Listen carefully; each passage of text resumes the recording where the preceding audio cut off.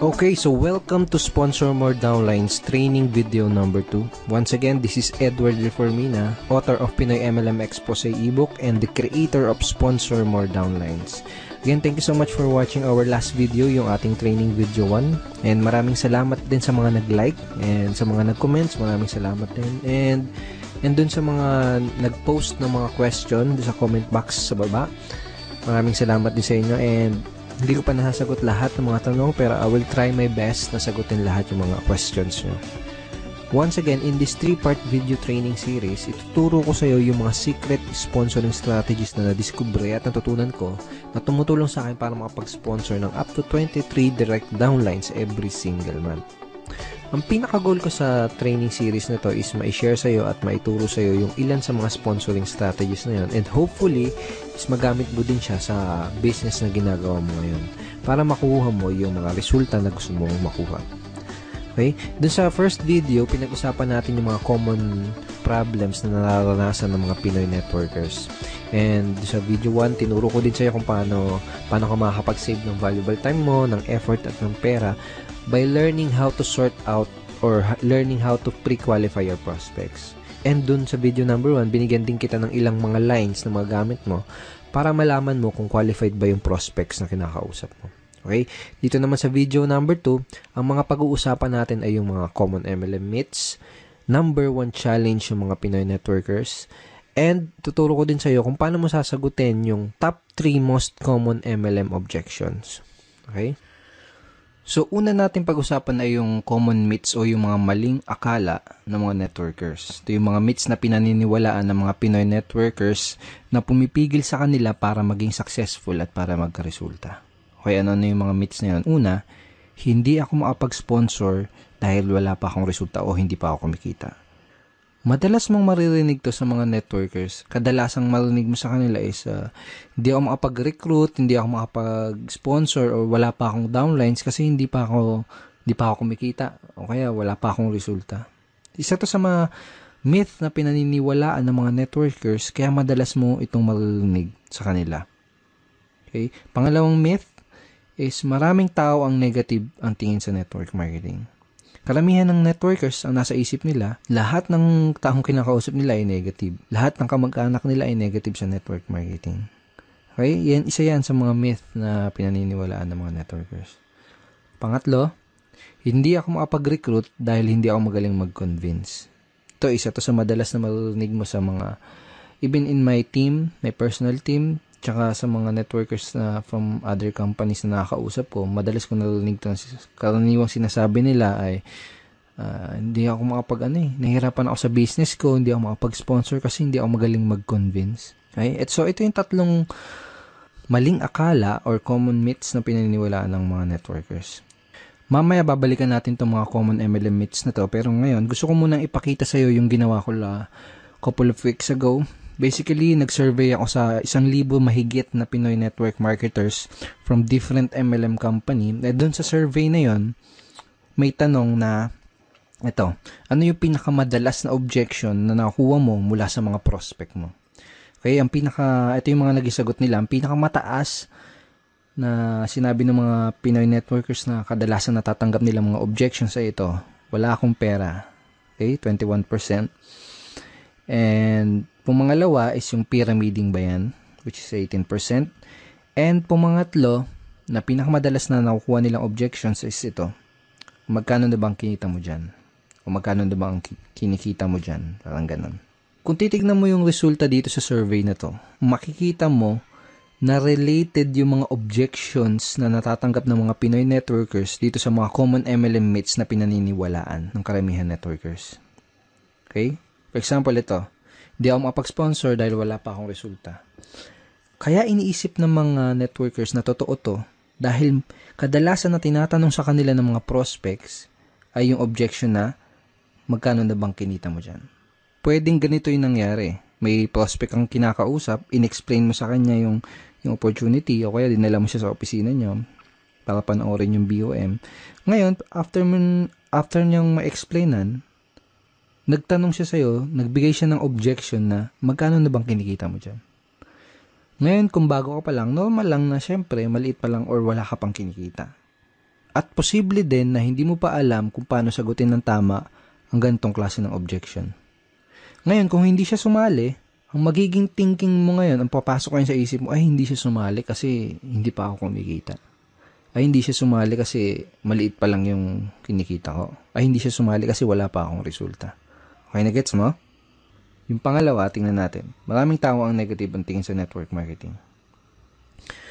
Posible din na may prospect kang kinakausap na explainan mo na siya. And then, nagbigay siya ng objection na pyramiding ba yan? Ngayon, kung hindi mo alam sagutin ng tama tong objection na yan, hindi mo siya mapapasali.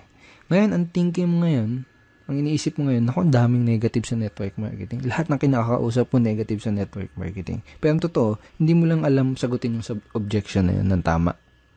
Pangatlo, itong wala akong pera. See, dito sa Common MLM Meets, hindi ako mapag-recruit dahil hindi ako magaling mag-convince. Possible na may prospect ang kausap, sinabi niya na wala akong pera. Maganda yung opportunity, pero wala akong pera. Ngayon, dahil wala siyang pera, hindi mo siya napasali. Posibleng pumasok sa isip mo na hindi ko siya napasali kasi hindi ako magaling mag-convince. Ganun. So, related itong mga common MLM objections na to doon sa common MLM myths na pinaniniwalaan ng mga networkers. Ibig sabihin, walang katotohanan itong mga paniniwala na to, itong mga myths na to, kaya nga myth, di ba? Dulot lang to ng mga objections na madalas itanong sa ating mga networkers. Okay? Itong mga myths na to, dulot lang yan ng mga objections na hindi alam sagutin ng tama. Kung isa ka sa mga networkers na dating naniniwala dito sa mga yan, I'm here to tell you na walang katotohanan ng mga yan. Ang kailangan mo lang gawin ay alamin kung paano sasagutin yung mga objections na nagdudulot nitong mga maling paniniwala na to. Number 1 challenge ng mga networkers ay yung mga prospect objections. So, sa mga challenge nila ay yung mga objections na binabato at binibigay sa kanila ng mga prospects na kinakausap nila. Dahil sa mga objection na yun, kadalasan nagkakaroon sila ng maling paniniwala, nagkakaroon sila ng maling beliefs about sa network marketing business nila. Ang solusyon para ma-solve yung challenge na yun is to master handling objections. So, bakit ba natin kailangan ma-master ang pag-handle ng mga objections? Kung gusto mo talagang ma-master ang pag-sponsor o pag-recruit, kailangan mong ma-master ang pag-handle ng lahat ng mga common MLM objections. Period. Napakadaming networkers kasi ang nag-fail dahil hindi nila alam kung paano mag-handle ng mga common objections. At ang masama pa, madaming mga networkers ang walang idea kung paano i-handle ang mga objections ng kanilang prospects. Ganito kasi yan, kahit gaano pa kaganda ang pag-present mo ng business mo, okay, kahit gaano pa kaganda yung pag-present mo ng product mo, lahat ng prospect, kahit interesado na yan, sigurado ay may katanungan at objections pa din yan bago siya magkaroon ng final na decision. Normal lang kasi talaga yon. Pero itong masakit. Kapag hindi mo nasagot ng tama ang mga questions at objections ng mga prospects mo, hindi mo pa din sila mapapasali. Tanungin kita, nangyari na ba sa iyo yung may prospect kang kausap, tapos sigurado ka na sasali siya, okay? Pero hindi naman nag-join pagkatapos mo ma-explainan? Usually, nangyayari yung ganun dahil sa mga objection na hindi nasasagot ng tama. Ito yung mga dahilan kung bakit kailangan mong ma-master ang pagsagot sa lahat ng mga common MLM objections. So, ang goal ko sa video na to is tulungan ka at ituro sa'yo kung paano masasagutin itong top 3 common MLM objections. Itong pinag-usapan natin kanina, itong result dun sa sa survey na ginawa ko sa mahigit 1,000 networkers na pinakamadalas na natatanggap nilang objections. Itong wala akong pera, pyramiding ba yan, at magkano bang kinita? Magkano na bang kinikita mo? Or magkano na bang kinita mo? I created a training ebook for my team, and ang title ng ebook na yan is Objection Crusher. Paano mo dudurugin yung mga objection na matatanggap mo? Parang ganun yung konsepto. So basically, ipapakita ko sa iyo yung mga tinuro ko dito sa loob ng ebook na to, kung paano sasagutin itong top 3 common MLM objections na to. Okay, ngayon andito tayo ngayon sa loob ng mismong Objection Crusher training ebook. So ito yung mismong loob ng ebook. And ito yung listahan ng mga common MLM objections na itinuro ko kung paano sagutin ng tama dito sa ebook na to. Kasama sa list itong Kasama sa list ng mga common MLM objections ay ito, magkano bang kinikita mo dyan? Pag-isipan ko muna, yayaman ba ako dyan? Pyramiding ba yan? Networking ba yan? Networking ba to? Mahal ng investment, wala akong pera, wala akong time, alam ko na yan, hindi ko linya yan, etc. So, ang unang ituturo ko sa'yo kung paano sagutin ng tama ay yung magkano na bang kinikita mo dyan. Alright? So, bago ko ituro sa'yo kung paano sagutin ito, kailangan mo maintindihan na karamihan ng mga prospect na nagbibigay na ganitong klaseng objections ay hindi naman talaga nila gustong malaman kung magkano yung eksaktong kinikita mo. Okay? Dahil ang tunay na dahilan ng objection na yun, ang talagang gusto nilang malaman, ang deeper reason ng objection na yun ay gusto nilang malaman kung totoo ba yung opportunity na ina-offer mo. Gusto nilang malaman kung may mga kumikita ba talaga dyan sa company mo. O baka naman nag-aksaya ka lang ng pera dyan at hindi mo nabawi yung in-invest mo dahil natatakot sila na mangyari sa kanila yung ganun. Natatakot sila na baka pag nag-invest sila ay hindi bumalik yung in-invest nila. So, yun yung ilan sa mga tunay na gustong malaman ng prospect mo. Gusto nilang malaman kung totoo ba yung opportunity mo. Sa madaling salita, gusto nilang ng pruweba. Okay? Sa madaling salita, gusto nila ng social proof or proof na may kumikita doon sa opportunity mo. So, yun yung talagang gusto nilang malaman. And another thing is maraming paraan para sagutin tong objection na to. Pero itong paraan na ituturo ko sa'yo dito sa ebook na to is yung pinaka-effective based on my personal experience and in my opinion. Ito yung pinaka-effective, hindi lang effective, pinaka-cool at pinaka-relax na paraan para sagutin itong objection na to. Okay, so paano ba sasagutin itong objection na to? So for example, may kausap ka na prospect. Tinanong ka niya, magkano na bang kinita mo dyan? Ang sasagot mo, magkano ba yung gusto mong madinig para maging interesado ka? Okay? O kaya, magkano ba yung gusto mong madinig para maging interesado kang tignan yung opportunity na to? O kaya naman, magkano ba yung gusto mong madinig para ma-impress ka? Okay, sa una, kailangan ng konting lakas ng loob kung gagamitin mo tong lines na to. Kumbaga, kailangan ng konting posture. Okay? Sa una, baka medyo mailang ka pa. Kaya sa una lang yon, kapag paulit-ulit mo na siyang ginamit, medyo masasanay ka na din. Kapag sinabi mo sa prospect, wag mo din kalilimutan na mag-smile ng konti para hindi ka magmukhang maangas or hindi ka ma-misinterpret nung kinakausap mo na nagyayabang. Alright? Okay, so ang mangyayari kapag tinanong mo to sa prospect mo, magbibigay siya sa iyo ng figure or ng amount. And hindi mahalaga kung hindi mo pa kinikita yung halaga na sasagot ng prospect mo. Kailangan lang ay may mga alam kang success stories from your company dahil gagamitin mo yung mga istorya or mga stories or kwento ng mga successful person in your company doon sa sagot mo. Okay? Kung wala kang alam ng mga storya ng mga successful upline sa company nyo, ang gawin mo, manood ka at makinig ng mga business presentation nila dahil most of the time, kinukwento nila yung storya nila kung paano sila nagsimula, kung paano sila naging successful. Okay? So, make sure na manood ka ng mga business presentation or business talk ng mga successful upline sa company nyo. So, parang ganito yung magiging flow ng pag-uusap nyo ng prospect mo pag sinagot mo na yung objection na yun. Okay? So, prospect, magkano ba ang kinikita mo dyan? Ikaw, magkano bang gusto mong madinig para maging interesado kang tignan maigi itong business na to? So, for example, sinagot niya 30,000 o kaya kung ano man, kung 50,000, 100,000, 1 million, kung ano man yung sagot niya, kung kumikita ka na ng ganun, sabihin mo lang, great, yan ang kinikita ko dito. Gusto mo bang ituro ko sa'yo kung anong ginawa ko? Yun lang. Kung hindi mo pa kinikita yung sinabing figures ng prospect mo, ang sasabihin mo lang is ito. Well, basically, kakasimula ko pa lang sa business na to, kaya hindi ko pa nare-reach yung ganyan level ng income o hindi ko pa naabot yung ganyang income. Pero let me tell you about blank kung sino yung tao na gusto mong ikwento sa kanya na kumikita na ng ganyan dito sa company na to. Gusto mo bang malaman kung ano yung ginawa niya para kitain yung ganong income? Okay? Pagkatapos, kwento mo yung maikling storya ng taong binanggit mo. Okay? So, hindi kailangan na mahaba kahit maiksing storya lang. Then, kapag nakawento mo na sa kanya yung storya ng successful member na yon sa inyong company, Ang next na sasabihin mo ay ito. Kung willing ka ding aralin yung ginawa niya, posible, okay? Posible din nakitain mo yung income na kinita niya. Willing ka bang matutunan at gawin yung ginawa niya? Pag sinabi ng prospect mo, oo, okay, good. Ito yung unang gagawin mo para makapagsimula. Okay? So, hindi mo lang nasagot yung objection, possible pa na maklose mo siya doon sa business mo. These lines are very, very powerful. So, use this kapag may na-encounter ka na ganitong objection. Magkano na bang kinikita mo dyan? Okay? And again, sinabi mo dun sa prospect mo na possible. Posible din nakitain niya. Ibig sabihin, hindi mo ginagaranti. Okay?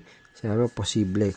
Kung gagawin niya, kung aaralin niya yung ginawa ng upline mo na yun, yung successful na tao na yun sa company niyo, posible din nakitain niya yung income na yun. Sinasabi mo yun kasi it's not good to guarantee yung result na makukuha niya, di ba? Kasi magdedepende pa rin doon sa tao. Magdedepende pa rin yung resulta ng tao na yun doon sa action na gagawin niya. Okay? And last tip, maganda rin na idea kung ipapakilala mo siya doon sa mga successful and higher uplines doon sa team nyo or sa company nyo. Okay? Para mas tumibay yung social proof. Okay? Again, kasi kaya nga tinatanong doon ng prospect mo kasi medyo may duda siya kung totoo ba yung opportunity na ginagawa mo. Okay, so ang next na objection na sasagutin natin at pag-aaralan natin ay yung objection na pyramiding ba yan or pyramiding ba to? Okay, so pag may nag-object sa'yo ng objection na to, pag may nagtanong sa'yo, pyramiding ba to? Ang sasagot mo ay ito. Yes, pyramiding to and welcome to Egypt. So yan. Hindi, biro lang. So, ito. So, madami din paraan para sagutin tong objection na to. Pero itong ituturo ko sa iyo, yung isa sa pinakamadali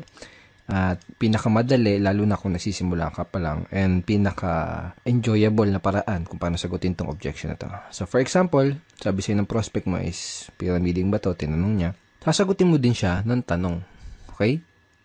Isa sa mga natutunan ko is, one of the best way to answer objections is to answer it with questions. Kumbaga, tanungin mo yung tanong nila. Okay? So, for example, in this objection, tinanong niya, pyramiding ba to? Tatanungin mo, anong ibig mo sabihin? Yung mga illegal? Okay? So, medyo ganun yung tono dapat. Parang patanong. Anong ibig sabihin mo? Yung mga illegal? Pag sinabi ng prospect na, ano yun? Yung tipong nangangako na mag-i-invest ka lang tapos dodoble yung pera mo kahit wala kang gawin? Sabihin ng prospect mo, Then, sabihin mo, yung mag-i-invest ka lang ng pera tapos wala kang makukuha produkto, basta sabi nila, kikita lang yung pera mo. Sabihin ng prospect mo, Then, itatanong mo sa kanya, ganun ba yung hinahanap mo? Ganun ba ang hinahanap mo? Natural, isasagot ng prospect is hindi. Okay? Pag sinabi niya hindi, ito sasabihin mo, okay, that's good, dahil kabaligtaran ito nun.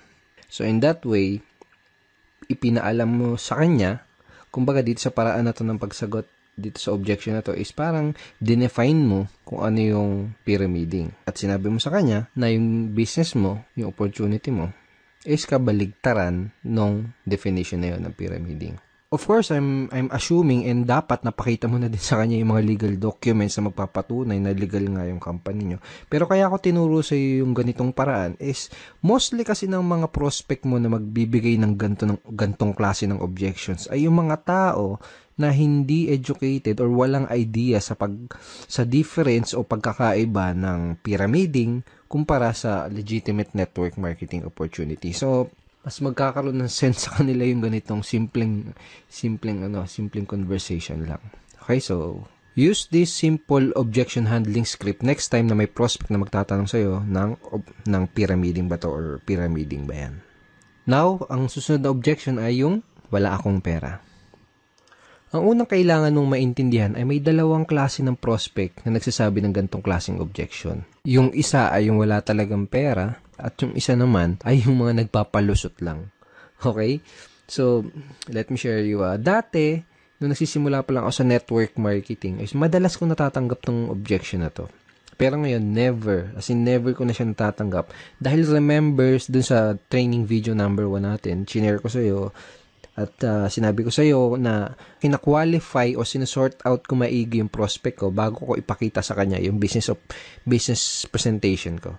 Kumbaga, kung wala silang sapat na reason why, hindi ako mag-aaksaya ng panahon para ipakita pa sa kanila yung business dahil alam ko na mag-aaksaya lang ako ng oras at alam ko na magpapalusot lang sila. So, kung may nagbigay sa iyo ng ganitong klase ng objection, ang unang kailangan mong malaman is kailangan malaman mo kung nagsasabi ba sila ng totoo or kung nagpapalusot lang ba sila. So, paano mo malalaman yun? Tatanungin mo sila. Okay, tatanungin mo sila kung totoo ba na wala silang pera. So, paano mo gagawin yun? Ganito, simple lang. Pag sinabi ng prospect na wala silang pera, tatanungin mo sila, pwede bang magtanong? Tanong mo, okay lang ba sa'yo kung magtapatan tayo sa isa't isa? Ibig mo bang sabihin ay interesado ka sa business na to pero wala ka lang pera? O sinasabi mo lang na wala kang pera dahil mabait ka lang na tao at ayaw mo kung ma-offend kaya hindi mo kagad masabi na hindi ka interesado? Okay? So make sure to smile again. Kapag sinabi nila na hindi talaga sila interesado, just let them go. That person is not right for your business. Pwede mong sabihin na I understand, hindi naman kasi talaga para sa lahat ng business na to. Ang hinahanap lang namin ay interesado at yung talagang pwedeng matulungan na opportunity na to. And thank you for your time. Ganun lang. Be professional. Okay? Hindi mo kailangan ipagpilitan yung opportunity mo dahil network marketing is a sorting business. Okay? Naghahanap lang tayo ng mga tao na magiging interested dun sa in-offer natin. Alright? So, for example, kung sinabi naman ng prospect na interesado talaga siya pero wala lang talaga siyang pera, ganito yung pwede mo sabihin sa kanya. Okay, so ganito. Unang gagawin mo is makikisimpatya ka or makikisimpatize ka dun sa situation ng prospect mo. Parang ganito. Naintindihan ko yung sitwasyon mo. Nung una ko nakita tong business na to, ganyan din yung sitwasyon ko at ganyan din yung sinabi ko. Wala akong pera. Pero na-realize ko, kung wala akong gagawin na paraan at kung wala akong gagawin bago, wala di mangyayaring bago. Kung 5 years ago sinasabi ko yung salitang wala akong pera, malamang 5 years from now ay paulit-ulit ko pa din sasabihin yung salitang wala akong pera. Kaya ang ginawa ko, gumawa ako ng paraan. Tapos, ikwento mo sa prospect mo kung ano yung ginawa mo paraan para makapag-start ng business. Well, obviously, sasabihin mo sa prospect mo to kung medyo ganito yung nangyari sa'yo bago ka magsimula ng network marketing business mo. Pero for example, kung hindi ganito yung situation mo na nag-start ka ng network marketing, pwede mong gamitin or pwede mong i-leverage yung mga istorya ng mga ibang members sa team nyo or ibang members sa company nyo. For example, ganito. Naiintindihan ko ang sitwasyon mo. Maraming tao ang ganyan din ang sitwasyon nung una nilang nakita tong business na to. Sinabi din nila na wala silang pera. Pero na-realize nila, wala silang gagawin na paraan at kung wala silang gagawin bago, wala din mangyayari sa kanilang bago. Kung 5 years ago, sinasabi nila na wala silang pera, malamang 5 years from now, paulit-ulit pa din nila sasabihin yung salitang wala silang pera. Kaya ang ginawa nila, gumawa sila ng paraan. Katapos, ikwento mo yung story ng other members from your team or members from your company. Okay? Pagkatapos mo nang ikwento yung ginawa mong paraan or yung ginawang paraan nung ibang member sa team nyo, ito yung next na sasabihin mo sa kanya. Ito yung gusto kong itanong sa'yo. Gusto mo ba na habang buhay mo nalang sasabihin yung salita na yan? Wala akong pera. Okay, di isasagot sa'yo ng prospect mo? Syempre hindi. Diba? Then, tatanong mo sa kanya, ano yung pwede mong gawin na paraan? Okay? So, siya na mismo magsasabi sa'yo ng paraan na pwede niya gawin para makapag-start ng business. So, simple lang, di ba? Kayang-kayang i-apply. Okay? So, use this scripts, use this way of handling objection next time na may magsasabi sa'yo ng objection na wala silang pera. Of course, kailangan mo practicein yan. Sa unang bagsak mo, sa unang best mong gagamitin yan, medyo magkakamali-mali ka pa. Okay? It takes practice. Natural lang yun. Sa unang magkakamali ka. But use it ng paulit-ulit para masanay ka and na ma-internalize mo yung pinaka-approach or yung strategy. So, thank you so much for watching our training video number 2. I hope madami kang natutunan at I hope ma-apply mo kagad itong mga bago mong nalalaman sa business mo. Okay? At may isa pa akong good news sa'yo. May ginawa akong free PDF script na pwede mong i-download. Okay? Yung download button is nasa baba ng video na to. So, download mo yan. Basically, nakalagay din sa PDF script na yan yung mga objection handling script na pinag-aralan natin dito sa video training number 2. So, download mo yan para ma-review mo palagi yung mga tinuro ko sa yung bago. Sa next training video natin, sa training video number 3, ang mga pag-uusapan natin na ito. Pag-usapan natin yung most important skill na kailangan mong matutunan as a network marketer or MLMer and a direct seller. At yun ay ang closing skill. Okay? And ituturo ko din sa iyo, bibigay ko sa iyo yung super effective closing line na ginagamit ko to sponsor up to 4 downlines in 1 day. Okay? So, matagal ko na ginagamit tong closing line na to and it's very, very effective and very, very powerful. So, don't forget to check your email for our training video number 3. Papadala ko tong training video number 3 sa email mo sa isang araw. Okay? Papadala ko yung link ng training video number 3 sa isang araw. Alright? At kung hindi mo pa nakiklik yung like button sa baba ng video na to, please click like and wag mo din kakalimutan na mag-comment at kung may katanungan ka, kung may any questions ka, i-post mo lang dun sa comment box below this video and I will try my best na sagutin yan personally. Alright? Once again, Edward Reformina here and thank you so much and see you in our training video number 3. Bye-bye.